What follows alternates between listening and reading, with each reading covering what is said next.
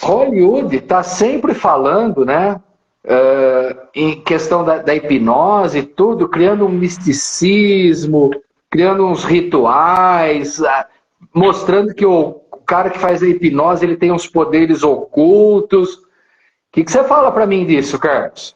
Veja, Marcelão, tá me escutando bem aí que eu tirei o fone e o carregador porque estava desequilibrando ali. Então tá bom, vamos lá, vamos conseguir. E um pouco disso, Marcelão, é devido à falta de informação real.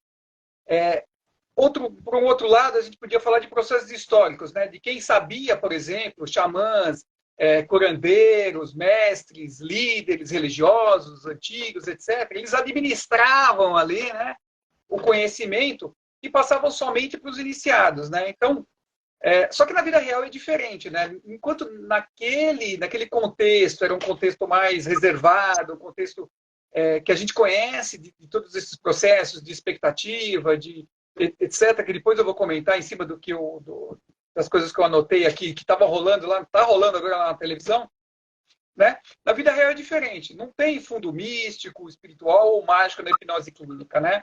Não tem a ver com superstição ou religião, né? Embora o próprio processo da hipnose possa estar presente nesses rituais. E não tem nenhum problema, porque a gente não pode também ter o preconceito falando assim, uma coisa é o processo da hipnose, outra coisa é a hipnose. Entendeu? O processo hipnótico ele está aí no nosso dia a dia, permeando o nosso dia a dia, né? Então não tem nenhum problema. Vou dar um exemplo, por exemplo, do que eu vi na televisão, né? Nos rituais, né? Que eu estava anotando quais são os rituais que eles estavam rolando lá na televisão, né? Por exemplo, tinha o encadeamento, envolvimento progressivo, músicas, enredos ou histórias, sugestões, conselhos, aceitação e aí sim a mudança interna, né? Então isso tudo faz parte do processo de hipnose. Agora, Hollywood romantiza, vamos chamar assim, essas coisas, né? Pelo próprio natural do enredo, né? Pode ser uma coisa cativante, para você ir lá e pagar para assistir, né? Posso acrescentar uma coisinha, Carlos? Claro, claro. Existem até algumas pessoas, né, que elas tentam se utilizar desse misticismo, dessa coisa que as pessoas falam, né, para se autopromover, né? Não tô dizendo que também está errado, mas não tem nada disso. São pessoas que querem se promover e dão um jeitinho aí delas, né? A gente que tá mais aí envolvido nesse meio, a gente sabe ali o que o pessoal faz tudo por dinheiro, né? Aquele negócio assim. Então, eu não estou julgando, não quero julgar, longe de mim falar que a pessoa está certa ou errada, cada um sabe do que faz para a sua vida, né? Mas como nós estamos falando no nosso grupo aqui, que a gente sempre teve pautado de uma maneira mais centrada, vamos chamar assim, né?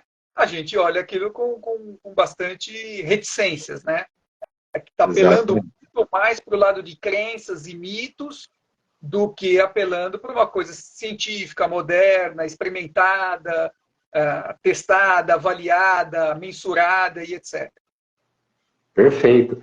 E, Carlos, já que a gente está falando nessa questão sobre Hollywood e tudo mais, eu até anotei aqui, ó, vou olhar aqui, porque a minha idade já não está mais permitindo eu lembrar todas as coisas. Eu não enxergo nem aqui o que eu estou falando, mas vamos lá. Então vamos lá. É o seguinte, quando a gente fala de hipnose, né, Hollywood, ele está sempre mostrando para a gente que uma coisa como se não fosse natural, né? Então, tem um monte de filme aí que mostra um negócio que como se não fosse a minha vontade, né? O cara me hipnotizou e eu não faço mais a minha vontade. Isso é verdade? Isso acontece da pessoa ter um controle da nossa mente? A gente é a pessoa que faz com que eu faça as coisas ou sou eu mesmo que faço? Como funciona? Olha, a hipnose é um processo natural, né? É cognitivo, psicológico da nossa mente, né? Para ter hipnose, a gente sempre fala que tem que ter participação com foco, concentração e imaginação. Se tem isso, é possível ter hipnose, né? Então, as pessoas ficam hipnotizadas, né? O tempo todo e nem se dão conta disso. A gente sempre fala a televisão, a série, a hipnose ela vem de dentro para fora e não de fora para dentro. Quando você está assistindo, por exemplo, a gente está falando de um cinema, uma série, ou qualquer outra, um teatro, qualquer coisa que a gente aprecie muito e acha que vale a pena a gente colocar todo o nosso ser em cima daquele evento, a gente já está hipnotizado. Pronto, acabou. Isso não... A gente costuma falar de uma maneira mais leiga, né? Ah, você está na televisão, vai no cinema, passou 3, 4 horas e parece que foi 5 minutos. Sim, você estava hipnotizado. Hipnose não... A gente tem que sempre diferenciar. Hipnose é uma coisa e transe é outra. Entendeu? O processo de hipnótico, ele acontece o dia inteiro. Você está na frente do computador, está trabalhando, você está hipnotizado. Pronto, porque você tem foco, imaginação, participação, você pensa em resolver problemas, entendeu? Então, você está engajado ali. Está engajado, você está no processo de hipnose. Nós não estamos falando de tratamento de hipnose, estamos falando do processo de hipnose. Perfeito. E deixa eu falar uma coisa. A gente vê muito nos filmes, na série, né? Que o cara fala assim, faz tal coisa, né?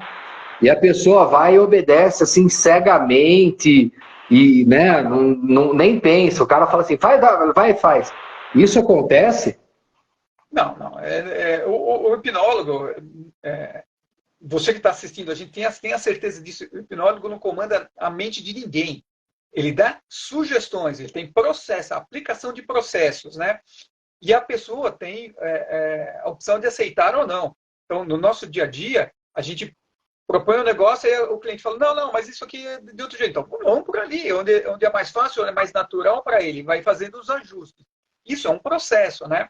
Então, na hipnose clínica, o cliente e o terapeuta estão visando, concentrados em resolver o problema. O problema é esse do cliente, né? E quando a gente está resolvendo o problema do cliente, ele tende a engajar mais, né?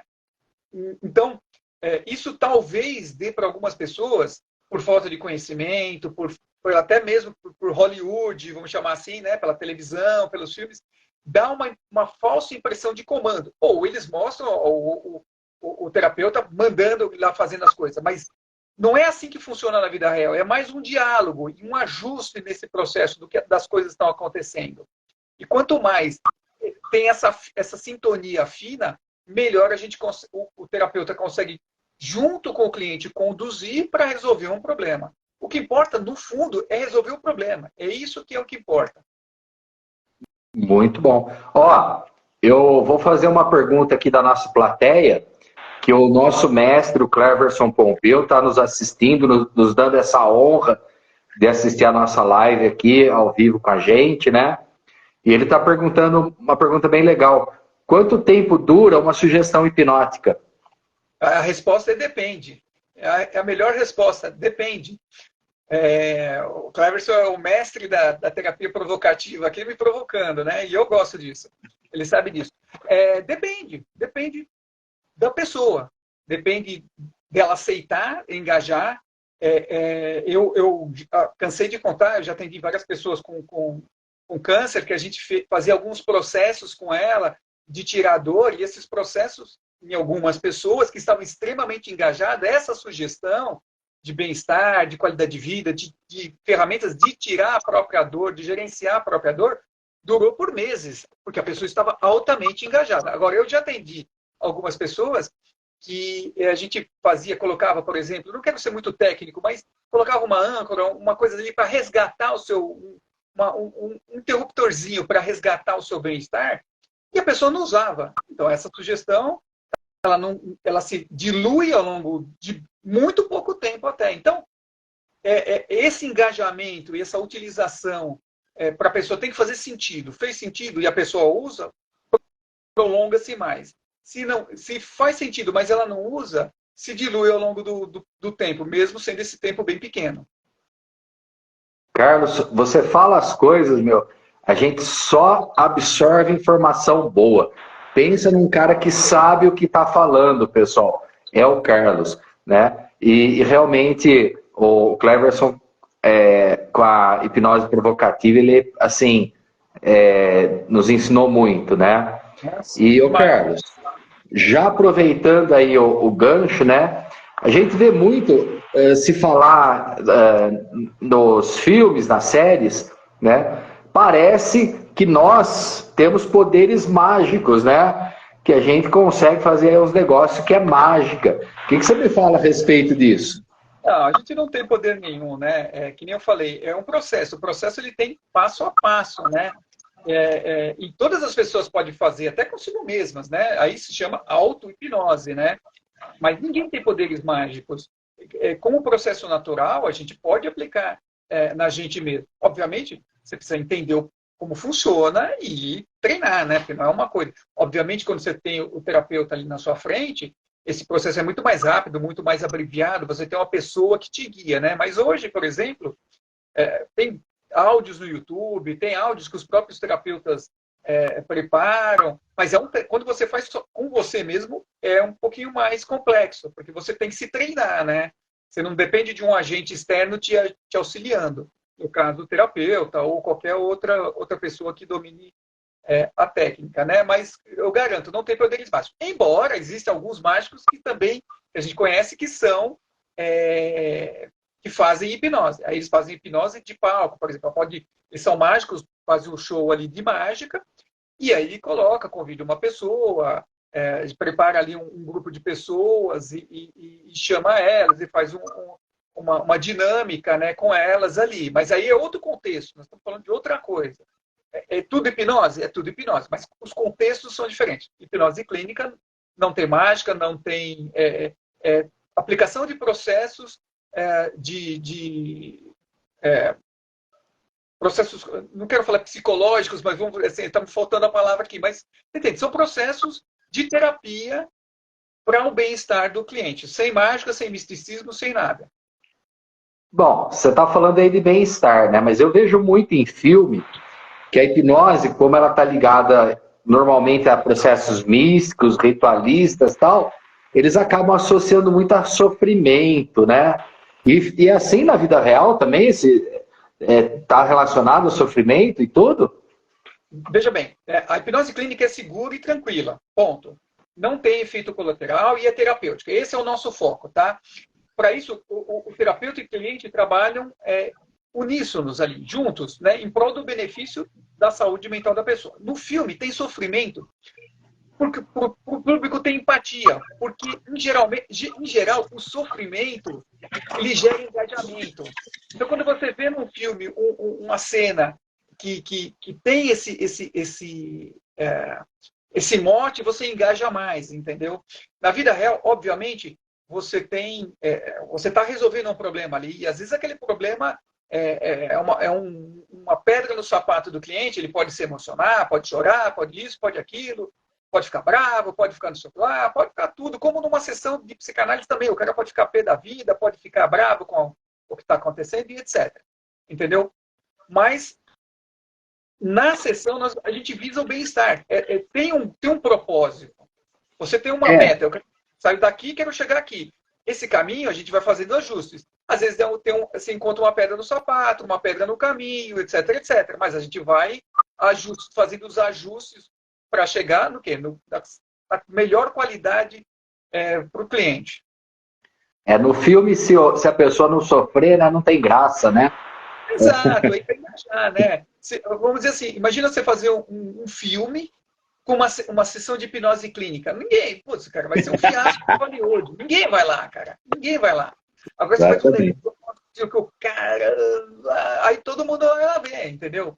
Porque é natural do ser humano isso, entendeu? E, ô Carlos, a Janaína me mandou aqui, ó, uma pergunta que é o seguinte, ó. Nos filmes, aparece que a pessoa fica presa na hipnose para sempre. Isso pode acontecer? Não, de jeito nenhum. De jeito nenhum. Se você não tem estímulo, por exemplo, se a pessoa dá uma sugestão para a pessoa e não tem mais estímulo, o terapeuta fica quietinho, daqui 15, 20, 30 minutinhos a pessoa desperta naturalmente. Entendeu? E mesmo esse despertar, é assim, ela abre o olho e fala, bom, sumiu todo. Imagina assim, tocou o telefone e o cara ficou 40 minutos, a pessoa abre o olho e fala, estou sozinho aqui, para onde ele for. Entendeu? Acontece naturalmente, porque você não vai para lugar nenhum, você está consciente o tempo todo, você está ali num estado somente de, vamos dizer assim, um estado mais concentrado naquilo que você, naquele problema que você quer resolver e um pouco menos com os filtros, né? Com o senso crítico ali, deixa ele ali do lado, ali, porque o senso crítico agora não vai me ajudar em nada para resolver um problema, entendeu? Então a pessoa não tem a menor condição de ficar preso na hipnose para sempre, nem parcialmente, não existe isso. E eu, Carlos, eu estava vendo aqui uma outra pergunta aqui da Francine. Ó, ela fala que no filme Hipnótico, o Hipnótico foi lançado em 2021, tá? O protagonista, com as sessões, perde o controle mental, se isso pode acontecer. Não. O controle da sua mente é da pessoa e não dos outros. Então, por exemplo, tem aqui a pessoa que está aqui na minha frente, aqui, e eu estou aqui, eu fico, falo. Não, ela não perde o controle da mente dela. Não tem um agente externo que entra dentro e manifesta. A própria mente da pessoa tem mecanismos de defesa contra esse tipo de coisa, né? Obviamente, nós não estamos falando aqui de outras coisas, porque aí a pessoa já pode falar assim, a Francine, nós não estamos falando de lavagem cerebral, isso é outra coisa, é um outro assunto, uma outra tudo que a gente pode conversar num outro momento. Mas no contexto de Hollywood aí, não. Ninguém vai entrar dentro da sua mente e chacoalha lá. Não é assim que funciona. A própria pessoa tem os seus mecanismos de defesa e ela não precisa, mesmo hipnotizada, ela tem esses mecanismos de defesa caso isso seja necessário ser, vamos dizer assim, ser ligado, ele propriamente liga de novo e puf. Entendeu? Então, quanto a isso, não precisa nem se preocupa com isso. Muito esclarecedor, Carlos, 100%. Agora, ó, o Geraldo tá mandando assim, ó. Eu vi numa série da Marvel, chama Agente Carter. Eu assisti. Oi? Eu assisti. A pessoa era como um boneco manipulável na mão do hipnólogo. Tipo um zumbi. Se pode acontecer isso na hipnose? Não, a pessoa nunca vai fazer nada que naturalmente ou conscientemente não faria, né? Então a mente da pessoa sempre tem o controle de tudo do que está acontecendo. Eu lembro dessa cena que era o seguinte: quando tinha acho que era o chefe lá, vamos dizer assim que seja o chefe, ele estava numa sala e aí entrou um cara que era do espião, do outro lado, que era do inimigo, vamos chamar assim. Aí é engraçado que ele fazia assim. Essa pessoa ia para o lado da parede, da janela, fazia a pessoa sentada atrás, mexia no anel assim, e aí começava a dar comando, e o chefe parava, hipnotizava, e o que o cara mandava ele fazer, ele ia fazer. Agora eu vou propor uma coisa, um exemplo. Como é que chama a pessoa, Geraldo? Geraldo, imagina o seguinte, você está andando no meio da rua, está andando lá no shopping, você para uma pessoa e mexe aqui e fala, agora você vai se jogar debaixo do carro. O cara vai falar, você é louco?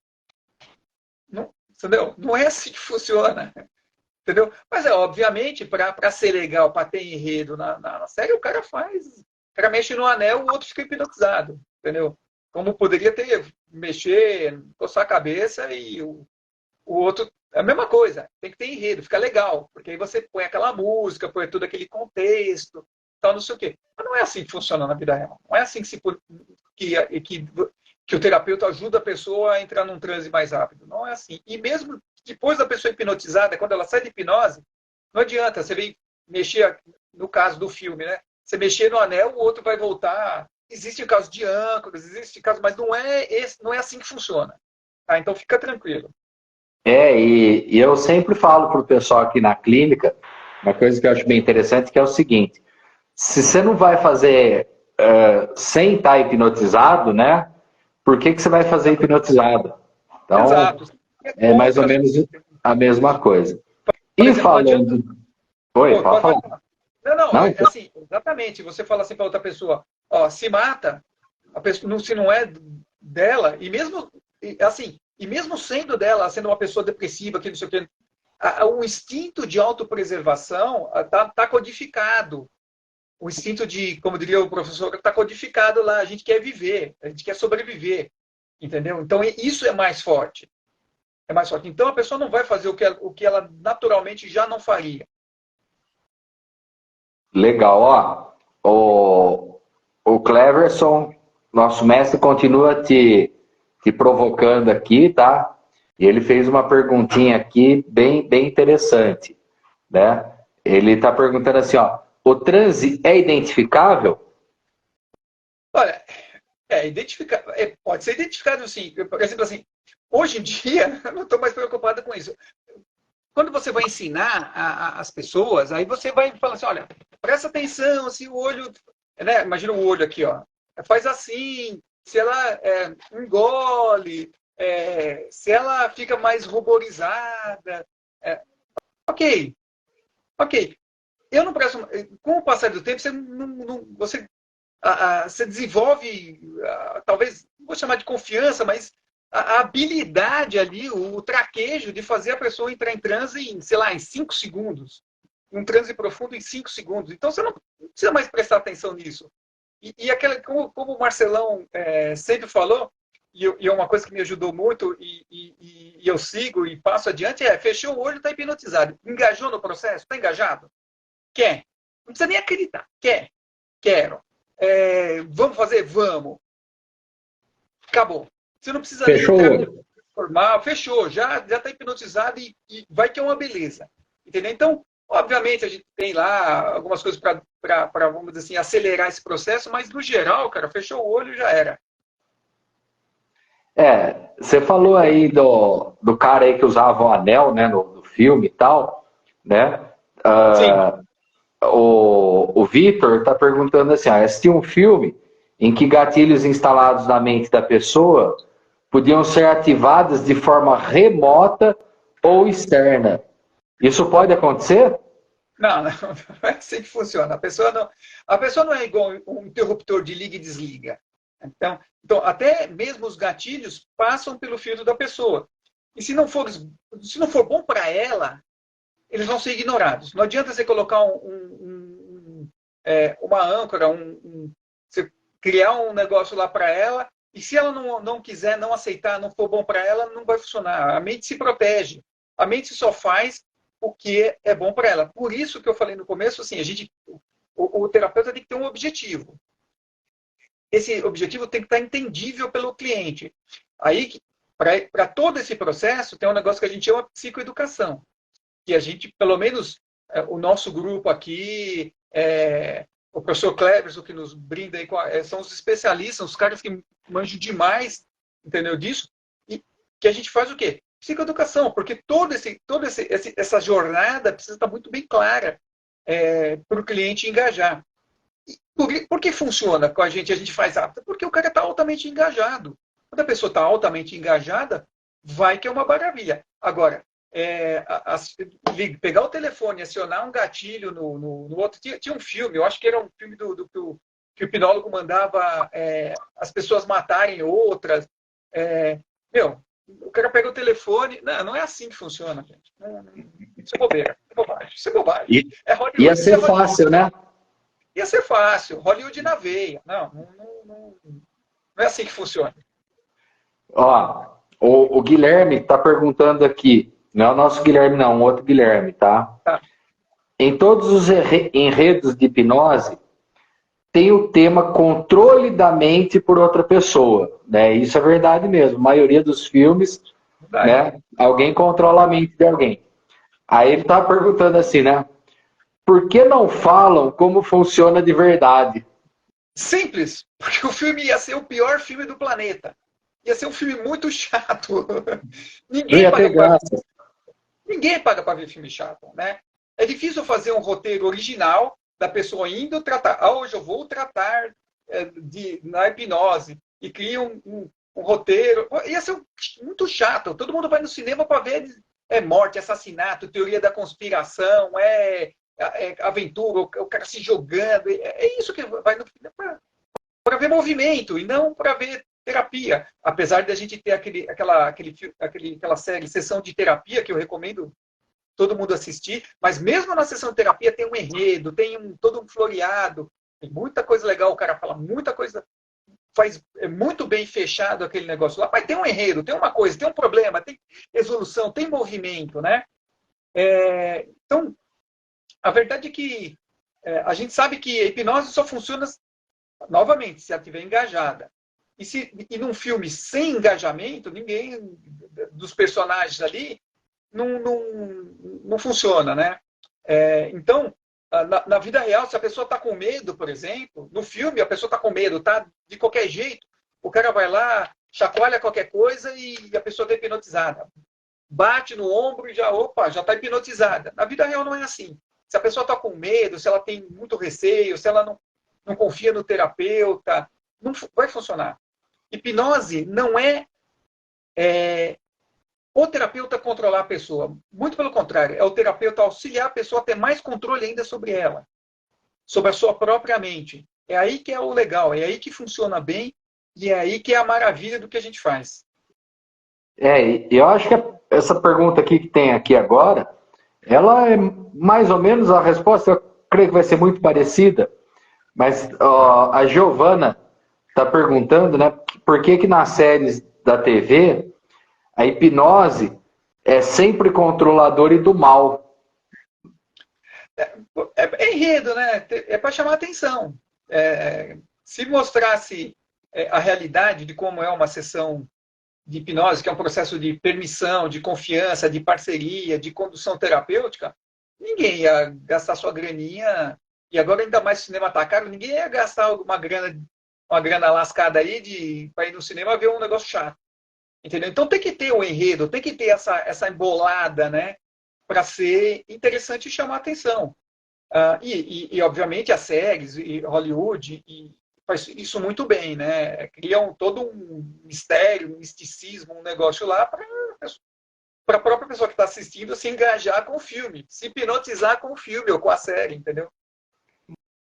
Muito legal. E a Viviane, ela falou assim, no filme Hipnose, que ela disse que é um filme de 2002, eu lembro que eu assisti, mas não lembro de todo ele, não.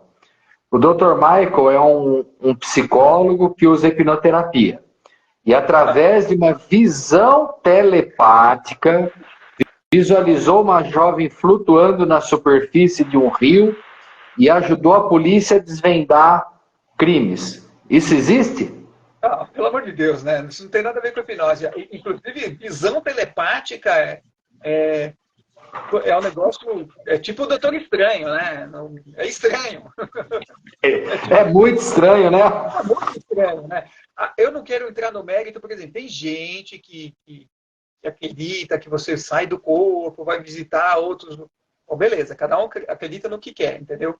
Mas do ponto de vista da nossa sessão ali, da sessão regular do dia a dia, ninguém vai visualizar coisas telepáticas, te ver o futuro, não sei o quê. A gente tem processo. Inclusive, às vezes, a pessoa revisita o passado, porque a maioria dos problemas está lá no passado, quando ela é criança, os processos de validação dela, enfim, tem todo um contexto aí, mas isso está no passado, né? Então, ninguém...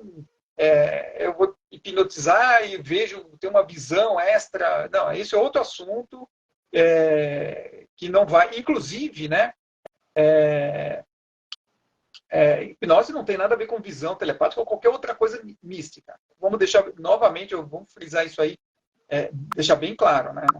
Uma coisa é uma coisa, outra coisa é outra coisa. Outra coisa, não vou misturar. Embora tenha o pessoal aí que já está falando de hipnose quântica, hipnose... não tem nada a ver isso aí. A gente não... assim, pelo menos a gente, no treinamentos, o nosso grupo e o grupo expandido, a gente tenta se focar... Tenta não, a gente se foca no que é científico, no que é real, o que é experimentado. Então, quando você vai falar falar de epigenética é uma coisa, falar de hipnose quântica são assuntos diferentes, entendeu? Então, eu acho que as pessoas elas podem acreditar e se interessar por tudo que elas quiserem, né? E a gente tem o livre-arbítrio de falar tudo que a gente, de repente, pensar e ter ideias, né? Mas a nossa vertente de pensamento é um pouco diferente dessa questão mística e tudo mais, né? Mesmo porque, Marcelão, a gente pode até falar numa outra live do poder da crença na resolução de problemas, tanto físicos quanto emocionais. Esse é um outro assunto, mas a gente vai falar, mas mesmo esse assunto que a gente pode trazer numa outra live, eu me proponho a fazer uma outra live falando sobre isso, mas isso tem uma outra ótica e um outro sentido. Não misturar as coisas geralmente não é muito bom, porque confunde a mente e aí a pessoa fica achando uma coisa e de repente não é. Perfeito. Ô Carlos, eu tenho uma pergunta aqui do Edson, né? Que ele fala que no filme O Hipnotista chamam um hipnólogo para entrar na mente de uma criança para resolver uma trama de família assassinada. E é assim que funciona? Você consegue fazer isso?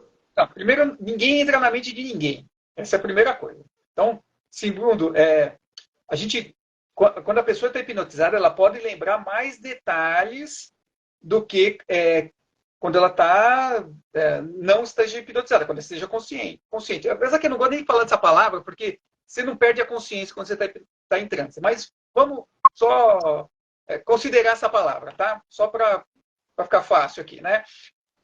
O que acontece é que aquele fato que está lá atrás, não há garantia nenhuma que aquele fato aconteceu daquele jeito. Por quê? Porque aí a gente tem que falar um pouquinho de memória, de como funciona a memória é fragmentada, etc.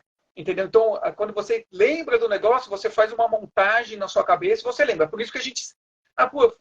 se você me contar de uma viagem que você fez semana passada, você vai lembrar de um jeito. Agora, uma viagem de 10 anos, 20 anos atrás, você já vai esquecer um monte de coisa. É assim que a memória funciona. A gente é uma máquina de esquecer.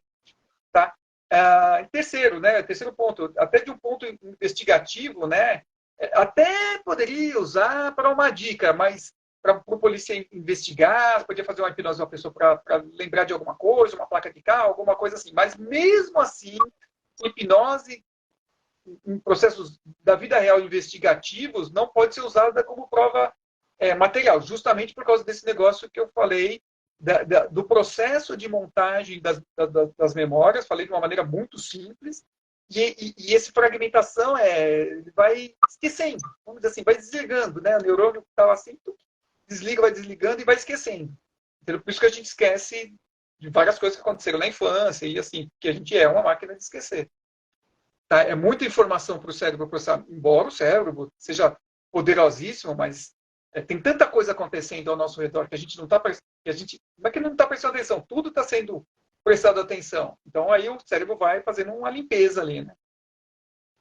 Então não é assim que funciona. Você até pode fazer por exemplo, fazer uma hipnose em criança. Eu já fiz, todo mundo aqui já fez. Tem gente que não gosta de fazer, mas você pode fazer. Você trata a criança, mas hipnose com criança, principalmente criança menor. Assim, menor, estou dizendo ali, 7, 8, 9 anos ali, dá para fazer, mas é outro tipo de hipnose, é um outro processo, é um outro tudo. Eu acho que eu fiz uma live sobre hipnose criança, não foi? Sim. Eu fiz. Então, vai lá assistir lá atrás que tem um pouquinho mais de detalhe. Ô Carlos, a Ana Clara, ela falou assim que ela assistiu um filme que chama Ecos do Além, né? E aí ela fala que o protagonista não acredita em hipnose, e aí ele é hipnotizado, tá? Entre outras coisas, ele começa a ter alucinação, começa a ter visão, né? Para ajudar a resolver uma trama. Isso pode acontecer? Bom, a única coisa que tem de verdade nessa frase aí que você falou é que você não precisa acreditar para ser hipnotizado. Precisa só se permitir, né? Então, você está hipnotizado, você não vai ter alucinação, visão, ouvir vozes após ser hipnotizado. Você tem a participação, tem todo o processo ali. Mas se acabou a hipnose, acabou. Não tem pós. Vai acontecer alguma coisa pós, quando eu já estou, vamos chamar assim, entre aspas, desperto, né? Então, já saí do processo, já saí do processo de trânsito, já estou legal, já conversei com o terapeuta, contamos ali, trocamos ideias, tal, não sei o quê. Não vai acontecer nada depois. A única coisa que vai acontecer vai ser uma reestruturação neural visando a terapêutica que foi aplicada. Só isso que vai acontecer, né? Vamos dizer assim, se você já escutava vozes, está escutando vozes depois, é porque você já escutava vozes antes, muito provavelmente, né? Então, aí é um caso de esquizofrenia, e, enfim, não vou me alongar nesse assunto, né? E aí é para acompanhamento psiquiátrico. Então, se você já costumeiramente, por exemplo, a pessoa escuta vozes, ela tem que investigar isso mais profundo. Perfeito. E, Carlos, a Daniela, ela mandou assim, ó, que ela assistiu o filme. Ó, e eu vou falar para você, hein? Acho que o povo tudo andou assistindo o filme aí só para te fazer pergunta, viu? Porque, ó, o povo gosta de um filme de hipnose aqui, hein? Tem bastante, né? Mas vamos lá. No filme Contatos do Quarto Grau, né? A psicóloga começa a ver evidências de abdução em sessão de hipnose em pessoas de uma pequena cidade. Depois se desenrola uma trama e a hipnose pode ajudar em caso de abduções? Vamos lá. Temos que entender uma coisa. A hipnose é potente, mas tem seus limites, tá? Esse é um assunto complicado porque envolve crenças e o terapeuta tem que ser bem cuidadoso e ser totalmente neutro, isento, inclusive conhecedor dos seus próprios filtros e crenças, para que a mente do cliente não construa enredos internos ali. Então, pode ocorrer que um trauma se manifeste como sendo culpa dos ETs? Pode. Como qualquer outra coisa também, ou qualquer outra criatura. A pessoa pode ter mordido um cachorro, pode ter, e a pessoa tem um trauma, achou que... Então, esses enredos nas cabeças das pessoas, a gente tem que ter muito cuidado. Esse é um tema que eu estou estudando, pesquisando. Por quê? Porque eu tenho a impressão que quando você está nesse meio aí de ufologia, de não sei o quê, existem alguns outros problemas e o terapeuta experimentado nisso tem que ter muito cuidado e, obviamente, são pessoas que têm muitos anos, né? Então, deve ter. De qualquer maneira, se você não conhece do assunto, não se aventure. Então, ela falou de evidências de abdução, né? O que eu costumo falar, e isso eu já falei talvez, nem lembro se em live ou etc., mas quando você vai procurar por exemplo, eu acho que eu fui abduzido. Eu vou procurar na internet isso e eu vejo lá o terapeuta especialista em abdução, você já criou um vínculo, já criou uma história na sua cabeça. Que aquele cara vai conseguir te resolver, etc. O problema de você falar assim, vou procurar um cara especialista em dor, um cara especialista em ansiedade, um cara especialista em emagrecimento, é que você tem um objetivo muito claro aqui. E quando você vai procurar uma pessoa que você é especialista em abdução, no meu entender, o terapeuta tem que ter mais cuidado, porque envolve um sistema de crenças aí muito, muito forte. Muito forte. E se a pessoa, se o terapeuta não for extremamente neutro no negócio, o próprio cérebro do cliente pode criar historinhas que não existem. Isso é uma coisa complexa. Mas eu não quero entrar nesses detalhes aqui. Então, mas, sei lá, vamos dizer assim que é um tema que há de se pesquisar mais e se desenvolver mais. Eu estou elencando tudo que eu acho que pode dar problema nesse tipo de tratamento. Não sou especialista nisso, mas estou estudando muito, lendo muito disso para poder falar pelo menos uma visão neutra também, sem viés do que é esse mundo. E, Carlos, já que você está falando sobre isso, né, sobre essa questão, o fato da pessoa ela achar que de repente ela pode ter sido abduzida, ou ela poder até também ter sido abduzida, não vamos, né, Isso pode fazer com que ela crie falsas memórias, falsas lembranças? Então, esse aqui é o problema. Esse aqui é o problema. Eu gosto muito de assistir aquele Arquivo X. Então, vou dar o exemplo do Arquivo X. O Arquivo X, em vários capítulos dele lá, os protagonistas lá do filme vão para ser hipnotizados. E aí, quando eu falo assim, a pessoa está contando uma coisa, e eu falo, o que aconteceu lá? Pronto, não aconteceu nada, mas a mente da pessoa já monta uma história porque alguém está falando o que aconteceu. Então, o que aconteceu? Então, se ele está falando o que aconteceu, eu tenho que montar uma história. Isso é assim, ó, é uma coisa de um segundo. Entendeu? Por isso que eu estou falando, o terapeuta tem que ser um cara totalmente neutro na história. E também num outro capítulo eu vi o seguinte, a mocinha lá, ela foi usada como cobaia de experimentos de experimentos científicos lá, né? Sim. E aí o que acontecia? Colocaram ainda na mente dela lá que ela não foi o laboratório lá que fez a experiência, foi os ETs. Então colocaram na cabeça dela que eram os ETs. E ela passou lá a temporada inteira achando que eram os ETs. E aí alguém lá hipnotizou ela e, vamos dizer assim, e aí ela tinha flashes do ET e tinha flashes da equipe de médicos trabalhando. Ela ficava com isso aqui. Mas isso é trama de filme, entendeu? Isso é trama de filme. A hipnose clínica com profissionais sérios não tem nada a ver com isso. Entendeu? Não tem nada a ver com isso. Se eventualmente a pessoa foi abduzida, que a gente também não sabe se é verdade ou não. Não podemos julgar ninguém. Se o cara está falando que foi abduzido, sei lá. Mas se a gente for tratar uma pessoa que quer... eu nunca peguei nenhum caso de pessoa abduzida. Embora conheça pessoas que falam que já foram. Mas esse é outro problema. Então a gente tem que trabalhar com muita seriedade, muito cuidado com esse tipo de coisa. Perfeito, Carlos. E já que você falou que você gosta deste Arquivo X, eu também gosto, acho muito legal. E eu gosto de assistir também a série O Mentalista, não sei se você conhece, né? Mas ele usa a hipnose para desvendar alguns crimes, né, tal. E ele faz parecer tão fácil, cara, mas tão fácil. É assim? Talvez o Mentalista é o que force menos em termos de conceito. Mas ainda assim ele faz o que é difícil ser fácil e o que é fácil ser difícil. Então, por exemplo, ele troca os negócios, né? Ele não, o enredo ali, né? Então, hipnotizar sem permissão é difícil. Instalar gatilhos, eu indo lá e toco sem carga emocional é difícil. E tudo isso para ele é fácil, né? Agora, hipnotizar uma pessoa que já está focada com a temperatura emocional mais alta é fácil, mas ele fala que é difícil.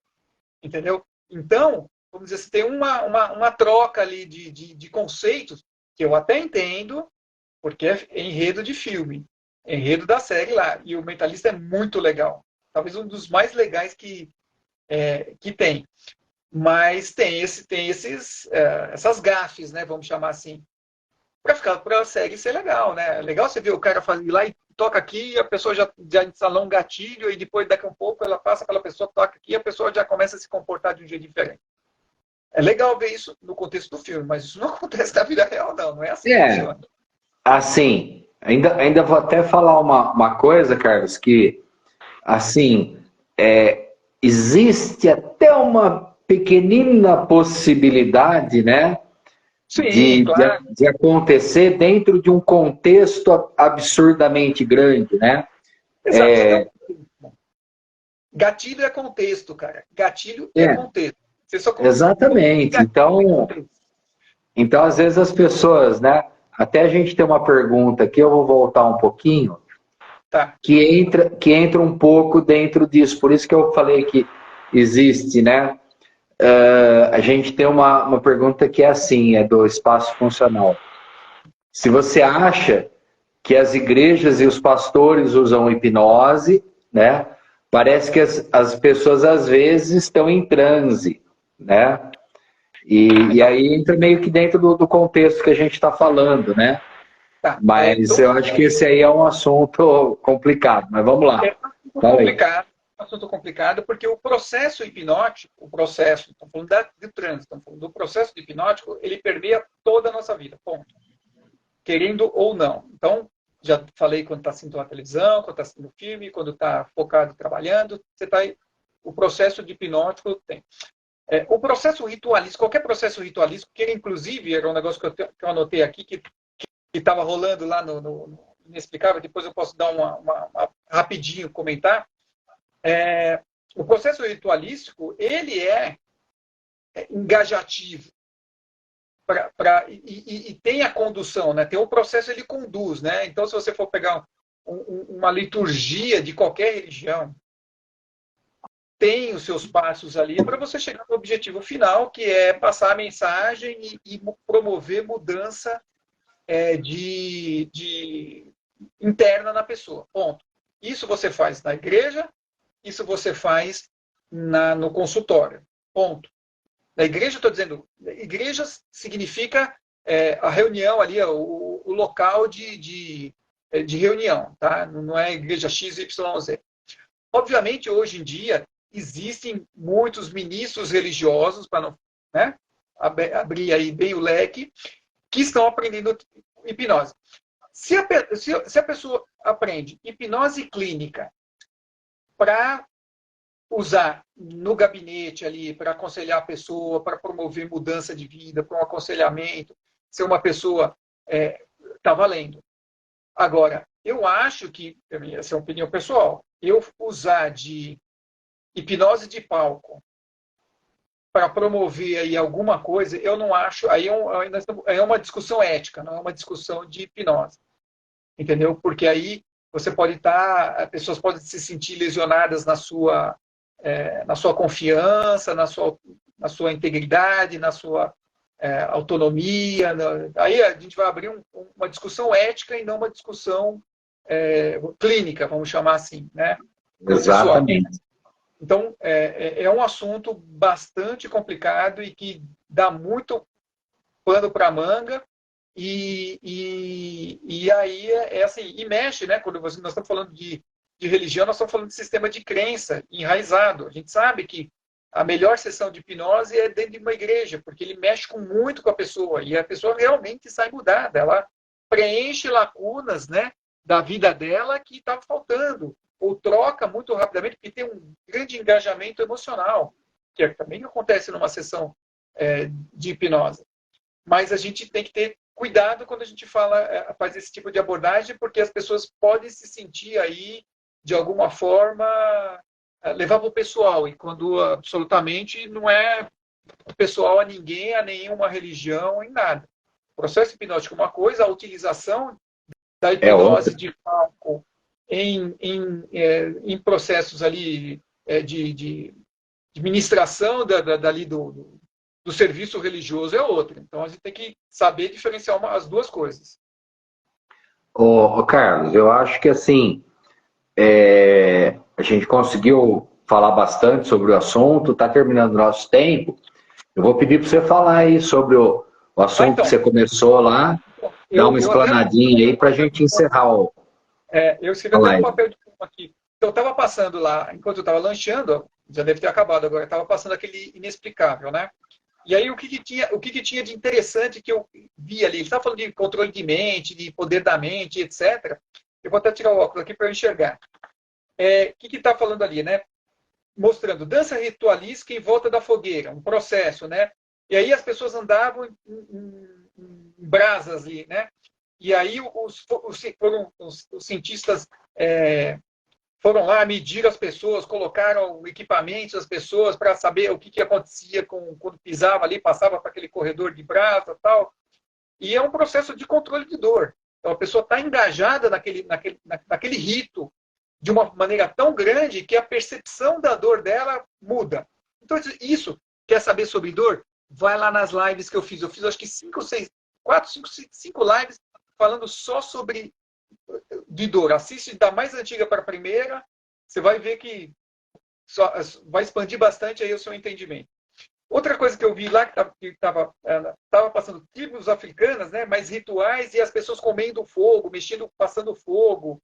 Mesma coisa. Rito, o poder do rito. Aí eu até anotei um negócio aqui que eu vou falar. Aí, outra coisa, uma mulher que estava com um problema de pescoço, hérnia, sei lá o que, viajou para um hotel em que o dono fazia voodoo, né? Aí o sacerdote lá, o voodooísta, não sei como é que ele chama, fez todo um negócio de expectativa, ritual, e aí mexeu no pescoço dela, e eu até anotei, entre aspas, aqui, como um quiroprata, a pessoa contando, né? E aí ele criou todo aquele negócio, espirrou coisa, aí falou que tinha um espírito lá, perseguindo a menina lá.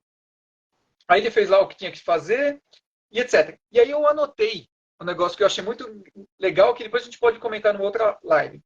Ele falou assim, no rito está o poder. Porque depois passou, o cientista falou, não tem nada a ver o que aconteceu lá. Né? Mas, embora não tenha nada a ver, aconteceu uma anomalia psicológica na pessoa.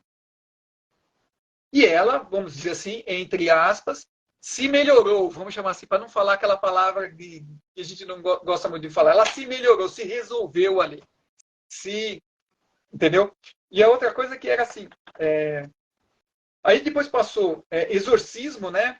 Rito, processo, e aí o pessoal estava falando, bom, será que aconteceu um efeito psicossomático na pessoa, e aí ela se libertou? Também não, veja bem, nós estamos falando de religião aqui, nós estamos falando do processo que aconteceu ali, não estou falando nem de que religião era que aconteceu o negócio, tá? Exorcismo tem em todas as religiões. E a outra, depois eles começaram a falar aqui sobre oração, que é um dos rituais, é o ritual mais poderoso de todos, a oração. Também não vou me alongar nisso, todas as religiões têm seu formato de oração, mas o que eu digo é continua em algum momento, dentro do processo de hipnose. O processo, não o transe. Lembra que eu estou frisando bastante isso. Como você vê que o processo hipnótico, ele permeia a vida da pessoa e permeia as coisas, os acontecimentos que a pessoa se manifesta, entendeu? E, obviamente, com aquele propósito, no final tem assim, o resultado, que é sempre a gente busca por o melhor para a vida da gente, para a vida das pessoas. Mas foi engraçado porque, assim, eu vou vir para aqui para a live, mas continuou rolando lá, não sei como terminou. Mas é bastante interessante isso. E dá pano para a gente fazer mais 10 lives aí. Porque eu acho que o mais notável de tudo isso que você está falando, Carlos, é que independe da verdade da religião, independe do que está acontecendo, né? Mas a gente percebe que a parte mental da pessoa, ela já vai com aquela expectativa de que vai acontecer, né? E aí entra um pouco no que a gente fala, que quando o nosso cliente vem até a gente, né, ele tem uma expectativa também, né? E aí a gente tem que dar uma alinhada nessa expectativa para a gente poder trabalhar. Porque todas essas perguntas que foram feitas hoje são perguntas que demonstram que as expectativas às vezes são diferentes da realidade, né? Então eu acho que é bem importante. Carlos, gostei muito da sua live de hoje, cara. Você está de parabéns. Foi excepcional, esclarecedor, assim, ó, muito, muito, muito boa mesmo. Parabéns mesmo. A sua condução, Marcelão, nem tanto, Marcelão, nem tanto. A sua condução aí, a pergunta, principalmente as perguntas da audiência, do pessoal Isso. que mandou as perguntas. Eu acho que a gente está aqui justamente para isso. Fazer uma forma bem descontraída, bem legal, bater esse papo e levar informação útil, né? Para quem está do outro lado e, de repente, vá assistir nossas outras lives. Se tem mais uma dúvida, pode mandar que a gente responde no privado. Se precisar da gente, obviamente, a gente tem os nossos consultórios onde a gente atende, estamos aqui à disposição. Enfim, nós estamos aqui para servir e passar informação boa e útil. É isso assim que a gente pretende trabalhar e viver e agir, né? Perfeito. Bom, eu vou me despedir primeiro, depois eu deixo despedir aí da live. Eu vou me despedir, eu agradeço muito a presença de todo mundo que deixou assim um minutinho de tempo para escutar a gente, para ouvir o que o Carlos tinha a nos passar aí. que sempre engrandece o nosso conhecimento e tudo mais, né? Então eu agradeço a todos os que assistiram. Assim, um segundinho. Muito obrigado. Namastê, pessoal. Obrigado, pessoal.